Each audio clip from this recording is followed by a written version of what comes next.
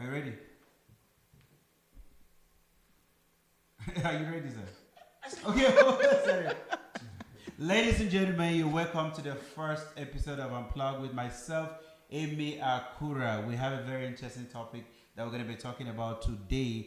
And joining me in the studio talking about this amazing topic is my sister Portia. And on my left, I have with me my brother Haru. We're going to be talking about a very interesting topic called Why Are Marriages Failing These Days? Yes, you heard me right. Why are marriages failing? Growing up, I had the experience of living with my parents, and I understood a little about what marriages were in those days. The roles of the father and the roles of a mother in a house, and today that is not the case. So I have with me expert in the house because I call them expert because they are married. I am not. So I will have to learn a lot from them, and I will also give my own perception of why our marriages are failing these days. Who want to go first? Okay, I'll go first. Please go ahead. Why are Akura. marriages failing these days? Okay, so if we talk about marriages, why they're fading, I think we have to look at various aspects that contribute to this. Yeah. So, firstly, before we go there, let's talk about the marriage. What is marriage? Marriage is when your parents have given consent Yeah. for you to get married, and the church has also blessed you. So that one, I can say it's a strong marriage foundation that we have. And then there are various factors that we can say that are causing the marriage to fail. The foundation of the marriage. Yeah. When you are in that marriage, have you bring in God into it after they have blessed you? Are you still making God your foundation of the marriage? Is it still leading in your family? Because most of the time we want to lead ourselves. Yeah. You know, we are human. But on our own, we cannot do it. We need God to help us to lead these families. So without God, for me, you cannot function well as a family because God has said He's the head. Yeah. So as the head, you must bring in before your marriage so that He can give you steps, guide you. Yeah. Because marriage is a journey. It's not a one thing that you say, oh, I'm married, everything is fine. Yeah. You have to bring God first. Okay. And you, sir? Yes, the marriage issue is a serious issue, Yeah. and I think it's a serious issue that is also going from generation to generation. When you look at why marriages are failing these days, you come to understand that many of us, especially those who are of this younger generation, they are getting into marriage while they don't know what they're getting into. Yeah. So the foundation of what they're getting into, they don't know it. So as they grow into it now, it's more of problems than solutions to what they're in. More problems than solutions. Yeah. Yes. I hear that. I hear. Okay. Now, when we talk about marriages and these days, there's a research that I carried out, and most of the things that they say are the reason why most marriages are not lasting these days.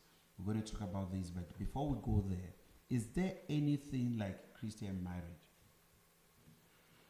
Yes, for me, I can say there is Christian ordained marriage. Okay. What do I mean if I say Christian ordained marriage?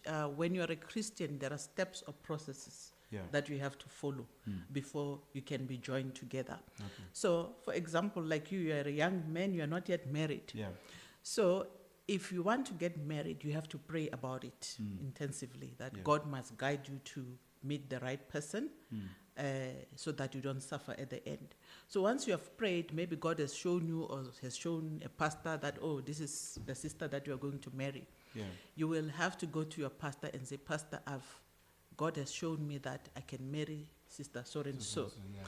So once you do that, your pastor will be praying together with you to get clarity because God shows different people different things, because sometimes it can be a wrong alert or a good alert. Yeah. Once that process is completed, then you can go into a courtship. In the church, there is something that we call courtship. Yeah. So when you do courtship, it's something that you and the person that you have seen to marry, you always meet to know each other, but you have to meet in the presence of somebody who Yeah. can monitor your conversation and give you guidance. Yeah. And then once that you have finalized that process, you are able to go into counseling session with your pastor or somebody that do marriage counseling. Why is it necessary to do marriage counseling? Because you have two different people from different backgrounds. Yeah. So you have to be counseled to ensure that you are taking the right path. Yeah. You know, in Nigeria, they also do medical checks and everything. So that is very much important before you say you're tying the knot. Yeah. Once that is done, then your parents, you can go to, the traditional way where you pay dowry and then they accept. It's very important Yeah. that, because remember, your parents, they resemble God. Yes. So they have to bless you so that your marriage can work. Without the blessing, Yes. it's not the marriage from the parents. I've seen a lot of people, they say, oh, they've bypassed their parents. They just went to get married without their parents Their knowing. parents, yeah. That is not right. You have to bring in your parents to your marriage so that they give that final blessing before the church comes in and blesses you. So that's my understanding of Christian marriage. Yes. Yes, I also agree with you. Mm. When we talk of Christian marriage, Yeah. it's a marriage that is God guided. Yeah. God is in it right from the beginning. Yeah. You understand? Mm. Even in the Bible, you see when Abraham wanted Isaac to get married, he instructed someone, go and look for a wife for mine. My son. But then the person was instructed to say, how am I going to know that this is the right The one? right one, yes. Yes. He was given the prescription of defining the person. Mm. So when God is involved, everything is spirit-led. It's God who's going to direct everything. Yeah. You understand? Yeah. Like she said, courtship and all those things. When now we are in the Christian circles, there are principles that guide courtship Yeah. as opposed to the world. Mm. You understand? Yeah. Courtship to the world, you just come to my house and then everything is. You understand? Okay. But then when we go to Good. Christian standards, Mm. there are guidelines. Yeah. You don't just quote the way you think you can quote. So are you people now saying to me that when you are guided by the Bible principle, let's say the Christian principles, then you're not going to have issues in your marriage? No, that's not what we're saying. We're saying the foundation. Yeah. Okay. So if you lay a strong foundation, then it means your things will go well and will be guided by God. It does not mean that when you are a Christian, you don't come across obstacles. Okay. Remember, life is a journey. Yeah. So as a Christian, you still come across challenges. Yeah. But when there is God in your boat, He's able to guide you when there are challenges that, react in this way. Or He gives you patience. Let's take you are married, you didn't have patience. Yeah. The Holy Spirit will give you patience to be patient. Maybe you're going through a challenge with your wife. Yeah. So that's why I would say, if you put God as your foundation, it's easy to sail through. Yeah. We're not saying that there won't be challenges. Challenges are part of us. We have to cross the river. Yeah. It's 100% correct. What's he saying? Yeah. It's just like if you become a born again Christian, Mm. it doesn't say that at one point or another you will be angry. Yeah. When you're angry, what guides you? What guides you to control your anger? Mm. Is the Christian within you. Yeah. I'm not supposed to be like this. I'm not supposed to talk like this. Yeah. So it's the same in the marriage. So So if once you're married Yeah. through the Christian processes, yeah. when problems come in, Mm. you have got a dignified way of dealing with them. Yeah. So it's not about dwelling on the problem. Yes. It's about the solutions. Yes. Okay, now I understand what you guys are saying, and I completely agree with you that the foundation is very important, because without the foundation, there's no marriage in the first place. But now let's look at it, because we have seen it now happening more in the Christian communities than even in the secular world, where the marriages are failing big time. People are going through a lot, and they can't even express it for the fear. Now some are saying, and I quote, some are saying that Christianity and the marriage style is actually what is caging a lot of people, because people are not able to express themselves. A lot of people are being abused, but because they cannot express themselves for the fear of, I'm going to be judged because I'm a Christian. So how do we now reconcile that with what we're talking about now? The issue that I see in this now is there are problems in the Christian world when it comes to marriage. Yes, we agree. Yeah, 100%. true. Yeah. Right? But the problem is I can be in the Christian world but not practicing the things that needs to be practiced. You understand? Yes. And at the end of the day, the name that is moving forward is that look at what Christians are doing. Yes. You understand? Yes. Right. Let me give you a scenario here. If I want to give, for example, myself, there are certain things that if I want to do them to my wife, I go back to the process that I went through to get that wife to Yes. the house. I Yes. say, no. You understand? Yeah. Even to lift my hand to, I cannot do that. Because I understand what I've gone through. You understand? Yeah. So, if you're a Christian and you go through those things, it doesn't necessarily mean that problem is not going to be there. Yeah. But it is the process that you go through that have grilled you to understand that you can cope, you can get to the problem and know how to deal with it. Okay. You understand? Yeah. So in most cases now, when we have people who did not go through the orientation, the proper Christian orientation, what happens now is any single problem, it explodes. Any single problem, it explodes. It goes off direction, off route.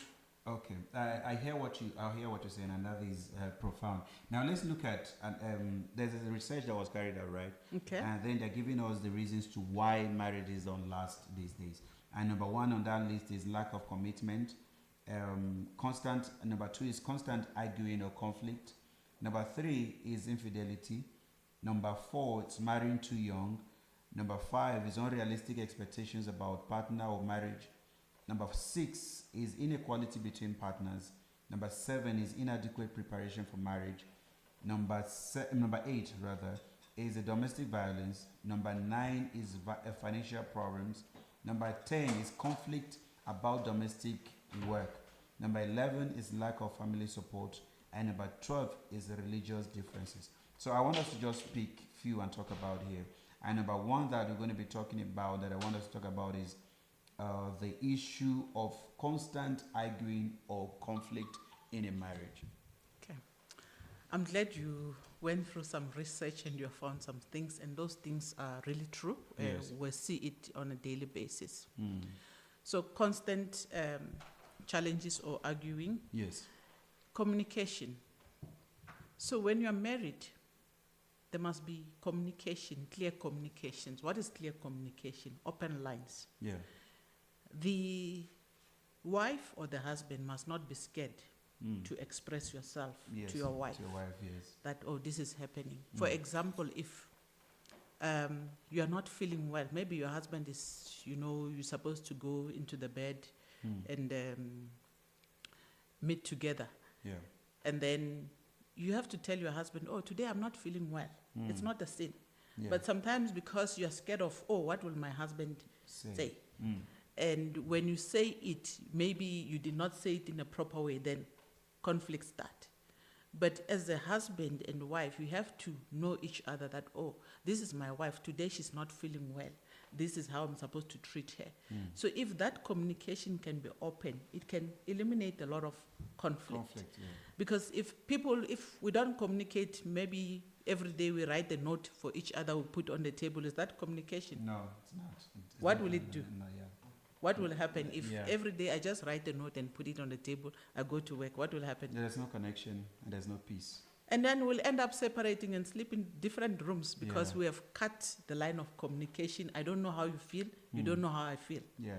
So that is the most important thing in any relationship or marriage.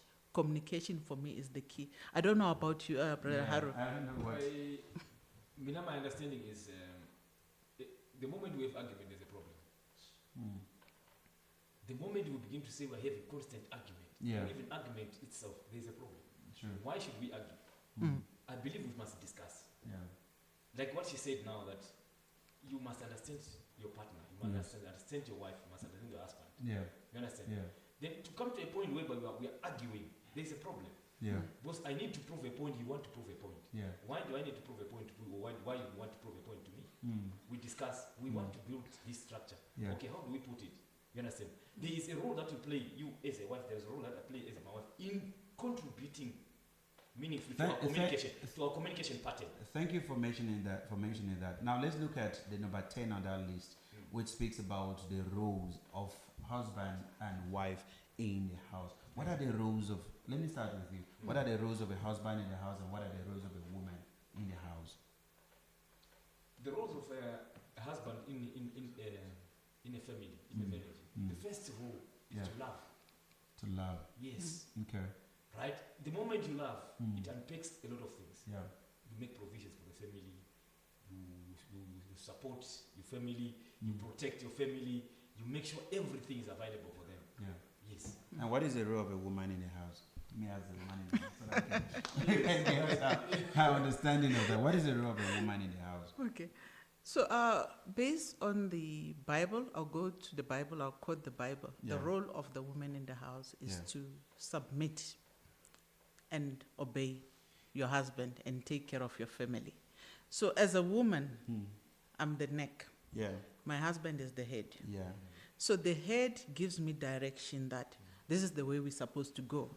So, as a neck, I will be able to twist the head. Yeah. Because if the neck stays like this, Yeah. The it head won't stays go. like that. The head will stay.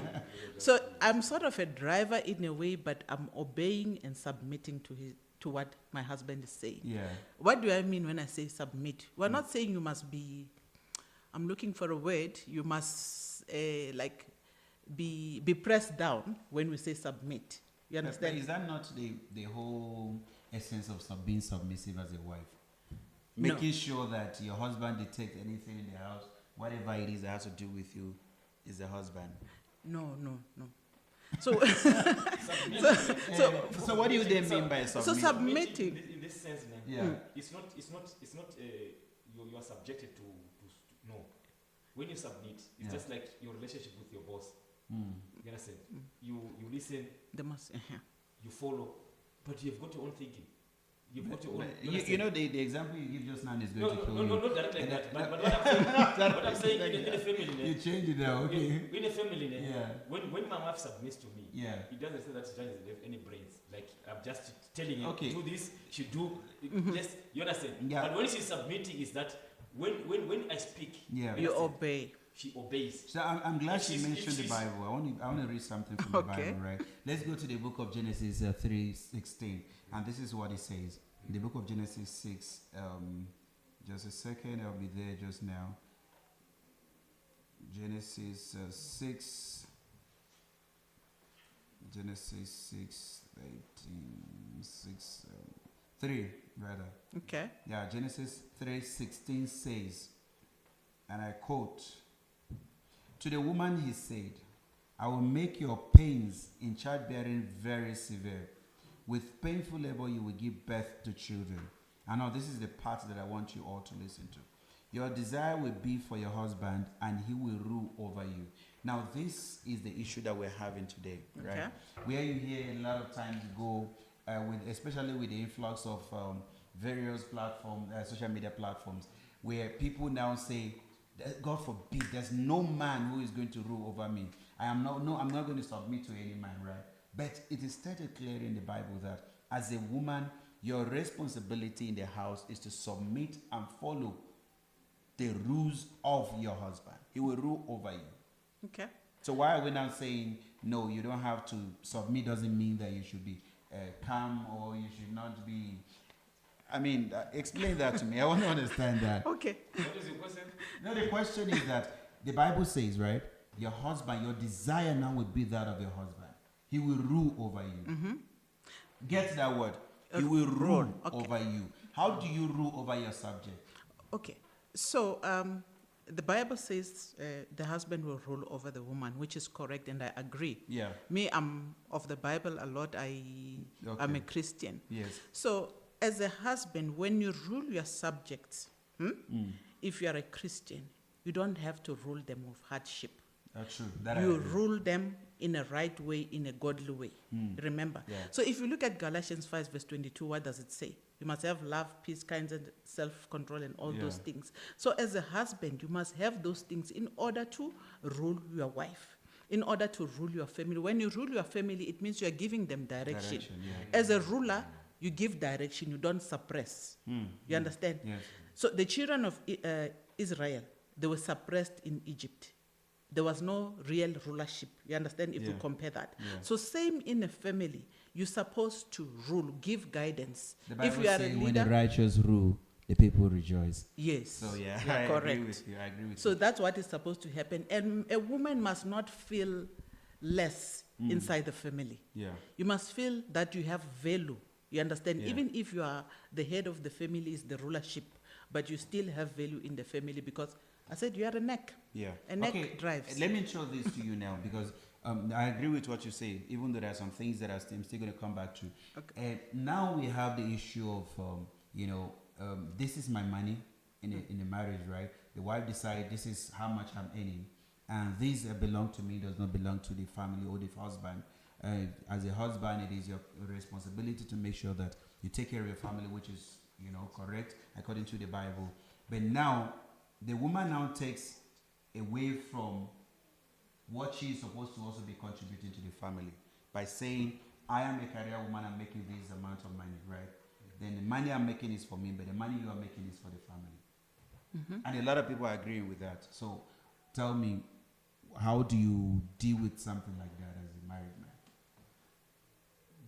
There will be a problem if we begin to itemize things according to wife or husband. Because the moment we are into this together, everything that we're doing is us.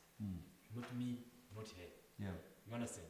So the moment we begin to itemize some things, is to, because like if you look into Proverbs, Proverbs 31, check from from verse 13 going downwards. You will see how they are describing what a Virtuous woman. A virtuous woman is. You understand? And if you look at all those things, you will see that there's an entrepreneur kind of a woman, there's an investor kind of a woman, there's a property owner kind of a woman. In all those things. And at the end of it, you also realize that she is submitting and respecting her husband to make sure her husband is honored. You understand? Yeah. So if you look at all those things, take it for example, back then, our mothers were people who were just housewives, going to the field and coming back. Yes, but as we go on now, our wives cannot go to the field. They've replaced that with education, with employment and all those things. So what has made the difference? So it's not about going to work that you see, this debate is the debate that is going on right now, and the one we're having. To me, I believe this is actually one of the reasons why most marriages are not lasting these days. Because right now, everyone believes that in this day and age, where they will say to you a lot of things has evolved. As a wife, I am working, I'm educated. I don't have to be caged by any man to tell me what to do, give me direction anymore, because I can do what any man can do, right? And that is not... So I had a conversation with a friend, and I was saying that we were talking about the issue of domestic violence. So this friend was saying to me that, what do you think the problem is? I said, the problem for me, I feel is too much freedom. And this person was angry. Angry in the sense that she did not even allow me to articulate my point very well. Because why I say freedom is this. As a man, every man, and I'm sure every man out there will agree to this, no man likes to be challenged by his woman. No man will say to you that a woman is, you are in the house with a woman and she's challenging you like your fellow man is challenging you. Okay. You understand what I'm saying? Yes, I understand. Now let's look at it now. They talk about freedom and rights. When you talk about freedom and rights, my mother had freedom. In her time, she was so free. There was no single day that she would say, your father or my husband did not allow me to go to the market, did not allow me to go to the farm, did not allow me to go to women's meeting in churches or go to places. She was doing her own thing. We never actually talk about what is freedom now. It's just now that we hear somebody say, but women should be free, women should have their rights. What are their rights? So, Brother Akura, I'm trying to understand what are you talking about, that freedom, because while you're in your marriage, you have freedom. You're not in bondage. Okay. You understand? Yeah.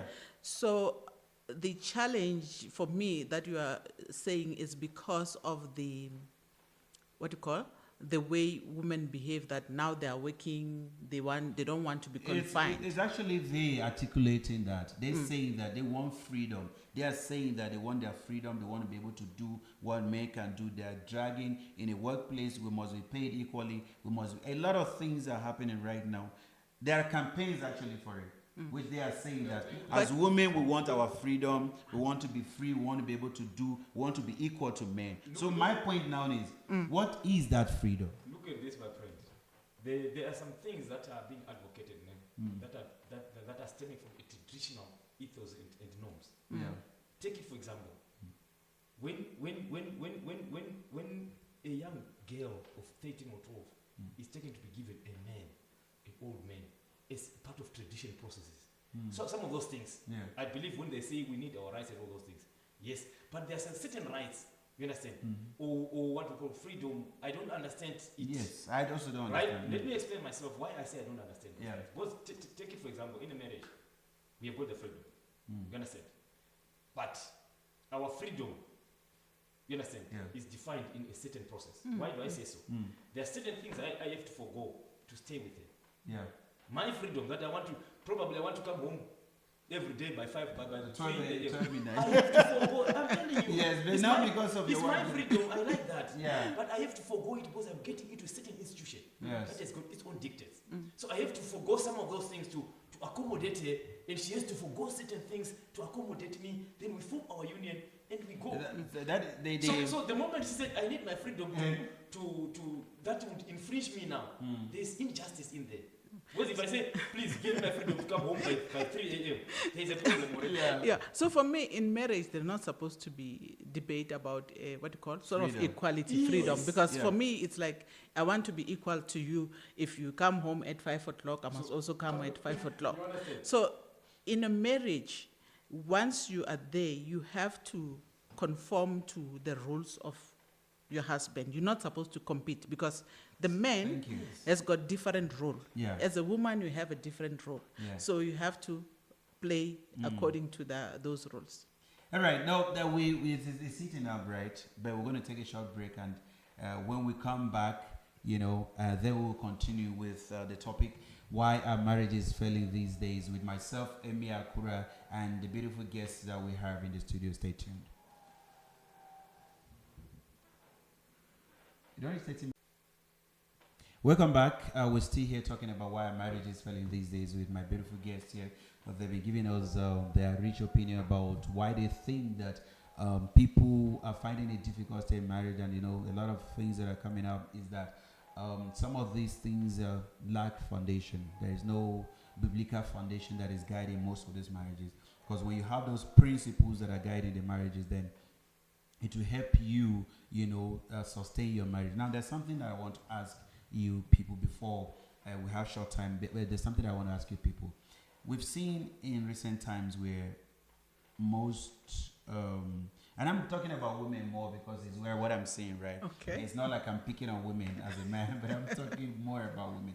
I've seen a lot of, let's say, career-driven women who decide they can't even cook for their husband, they can't clean after their husband, they're above those things. And the best thing is, let's hire a maid to take care of the husband or the family's needs in the house. What do you think? Do you think that is the right thing, or do you think that is also based on the biblical principles? Okay, thank you, Bra Akura. So it's correct to have somebody to help in the house because of the current lifestyle that we have, that the man is working, the woman is going to work. But it's not everything that you have to put in the hands of the helper in your house. Okay. Like things like taking care of your husband's food or cooking. Yeah. For me, you have to cook yourself and feed your family. Cleaning the house, the helper can help Can with that, assist you, and yeah. then washing the laundry. But your husband's laundry, you have to do it yourself. There are personal items that you cannot just give it to your helper. I see some people, they do that. But it's not the right way, because there are things that are more personal. So a helper, you and your husband, you have to agree, we're bringing somebody just to help you to remove the load, the load, because you're going to the office. It will also make the home environment more conducive. Yeah. You won't be tired in the evening when your husband needs you, your children needs you. So there is sort of balance if you bring that component into the family. Okay, Mr. Haru. Now, there are some husbands out there that are dying, and this is not just in the secular world, it's also in the Christian communities. We're seeing them. There are husbands out there who are dying, who some can actually say to you, now, for the past 5 years, I don't know how my wife's food tastes. What do you say to that? It's a crisis, my brother. It's a crisis. It's serious. Yes. and let me be very honest with this one. Yeah. As she was explaining, I was speaking some things. You know, your role as a wife is your role as a wife. It cannot be compromised. It cannot be adjusted.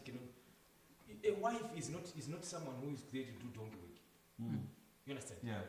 If it is work and the work is too much, Yeah. we need someone to help. Mm. It's just like having a gardener in the house. Yeah. You understand? Mm.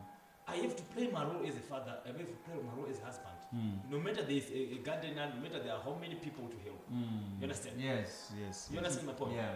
So the challenge that we're having here now is, what is it that you are leveraging to the maid? Mm. If you are leveraging your wife aspect Mm. to the maid, They made you take. They should take over. We'll take over. She'll be in charge actually. if I leverage my husband to garden The boy, gardener will Yeah. take You over your understand? Yeah. duties. so let's sugarcoated. Yes. sugarcoat this one. Yeah. Play your role. Mm. You are tired, you are not tired, play your role. Yeah. You understand? If it's about you as a wife, Mm. do it. It's about me as a husband. Let me do it. All right. The So. maid, let the maid do her work. There is no problem with the maid. Okay, doing just her in work. 1 minute, what would be your then advice to those who are going through a lot in marriages right now and want to get out? Okay, so my advice to those who are going through a lot of challenges and are thinking of quitting, I'll say life or marriage is a journey, which it needs a lot of patience, it needs self-control. Yeah. So if somebody can take those key things that, okay, I'm in a journey, you have to sort of take it to God and say, God, help me with this, my challenges. Let your Holy Spirit guide me on Yeah. how to deal with challenges. Yeah. And you have to sit down and check Yeah. that what is the main problem that is causing this problem, the root cause. Yeah. Because once you find out what is the root cause, you are able to address it, then you won't come out of the marriage. Maybe, for example, you are thinking of quitting because of finances. Mm. The best thing is to sit down. Maybe you're married, you're both of you are working. Yeah. Analyze what are our expenses, how can we close the gap? It doesn't mean that if you are working as a woman, because sometimes we say, but the husband is supposed to take care of the family, I'm not supposed to use my money. Yeah. But if the two of you sit down and your husband agree, and you know that the gap will close, then you do that.